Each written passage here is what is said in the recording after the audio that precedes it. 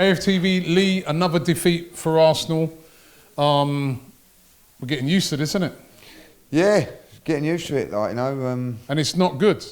That's the worst thing, when you start to get used to losing. Listen, I've just gone downstairs, there's a few people downstairs today because of the protests and everything. Like, no one's bothered. No one's bothered that we've lost because there's an acceptance. You know, we didn't play well today. It was, I'm going to say this now, that was as boring a game as I've seen. I'm not getting entertained watching Arsenal no more. You know, we're not winning, we're not getting entertained. This has got to change, it's got to change. At the moment, I'll be honest, Thursday's a safety net. The Europa League's a safety net because everybody at this moment in time don't really, you know, it's all on Thursday, it's all on Thursday. We've got a safety net, and that's what it is at the moment. And that's what I've put me up to. It don't matter today because we've got Thursday. My God, that team and Arteta must turn up on Thursday and produce a performance. Otherwise, it's going to go belly up for him. It really is, because I see poor performances from not just him, but from players. He's got some major decisions that he's, you know, some headaches that he's got now, like, you know. And, you know, I look at that team today, that is the exact team that I would have picked, bar one. And I'm going to say this now, what is it with Arteta? Because every single fan that I've spoken to, even on the protest today as well, who are you playing up front? Who's your front three today? And every single one of them went, Pepe, Martinelli, Saka, that's the three, and that's the three. If Aubameyang and Lacazette not going to be fit, that's the three. And he puts Eddie in there. Now, is he the only one? Why? I don't know. Why? I don't know. I mean, I guess Eddie did score in the last game, but, you know, the thing is about it, right, is that you've got a player that's exciting in Martinelli. I think that's a lot of the reasons why fans want to see him as well. It's not just the fact that he can score goals. Yeah, he can. But he's an exciting player. He can excite, and for me, you know, I've just been talking to a couple of my mates who are still very much Arteta in, and quite rightly so. That's their opinion, and I respect it. I asked a question today. You know, our most dangerous player today was Pepe. Why has he been taken off? Can you give me and what's the answer? Oh, we're saving him for Thursday. We're saving him for safety net. There's your safety net, because there isn't an excuse for it, Robbie. There is an excuse for these poor performances. A better win on first. So exactly. So everybody at this moment in time is going, oh, that poor performance don't really matter. Didn't matter there. Leno's not quite at his game because everybody's got one eye on Thursday. I get that. So it is a safety net. But as I say, I repeat it again. Would you drop Leno? It's a difficult one. I'm gonna stick up for Leno. I thought he made a fantastic save in the first half, and it's just a lack of concentration. It's not good enough. It's not good enough. No, but he's not the only one that's been making lack of concentration mistakes.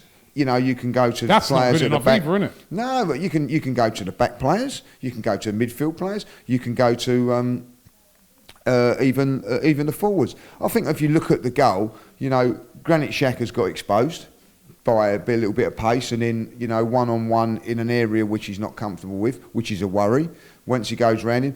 Even though that he went round him, he kept him to an angle which really stopped him scoring. And then, you know, you can't expect. It's laughable. And what did you make of the VAR decision in the game? I don't want to go harping on about VAR and trying to make that as an excuse. Because they're both of them are marginal, aren't they? If someone can explain to me how that is not offside or is onside, I don't know. I've looked at it 15 times. I just looked at it again now. His arm is offside. I've seen goals given when they've turned around and said his arm doesn't contribute. I don't understand what the rules are. It just looks like they're getting rulers out to not give us goals. I don't understand it. I don't want to go harping on about it too much. I've heard people turn around and say, oh, well, it weren't a penalty anyway. He touched him. He touched him. We got a penalty against us last week for the same thing. So what is there is what there. And I just think you know, I don't really know, Robbie. I can't understand why that why it's offside. And their one is no different to ours, and that one stays onside. So look, VAR is spoiling football. You know, how can I say it? Mistakes in football last season, before VAR come in, or the season before, it was messing up football. But ultimately, it seems worse now. It seems worse now. Yeah, the decisions are worse now. I'd rather go get rid of it, you know what I mean, and go on what referees say and all that lot. Because I tell you what, they're getting just as many mistakes right or wrong. And this offside rule has got to change, because that is not helping football. It was a boring game. Who knows if that goal goes in, Everton open up and do whatever, like, you know, might get a game of football. But for entertainment value, Robin, you know, I ain't missing football. I'm not missing. People go to me, you know. Let's just get straight now. We're talking about going to the process. Everybody was buzzing around there today because they felt it was like a home game. Oh, you're missing the game. I miss that. But I'll tell you something now. I'm glad I'm not going to football games at the moment, because I'm spending my money on watching what I'm seeing and being entertained. I'll be coming out of here. What? I'd have to buy a wig and pull it off. You know what I mean? Like, it's as simple as that. Like, because you know, I'd be tearing my hair out if I had hair.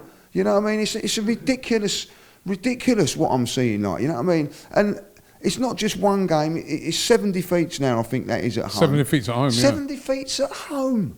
You know what I mean? That's on top of draws. I don't know how many games that is now when we've not scored at home. 13 defeats, 13 wins, 7 draws. You know, not good enough. And I look at it, and you know, when people say, oh, what can Stan Kroenke do to get things better and everything like that? Start running the club properly. Start running it properly instead of skinflinting and everything like that. Give a manager, a coach, a proper budget, and also give us as fans a coach that knows what he's doing, an experienced coach. And that's nothing. I'm not digging Arteta out for that. Arteta is in a job which, quite frankly, is too big for him. He's inexperienced and he's learning on the job. Arsenal Football Club shouldn't be there. So there's a great start for you, Stanley. Go out there and do the proper things. Get the proper things in place. Because at the moment, it's not good enough. It's not good enough what I'm seeing.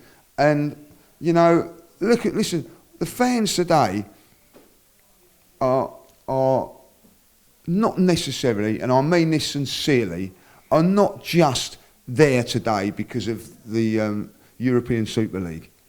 That was the straw that broke the camel's back.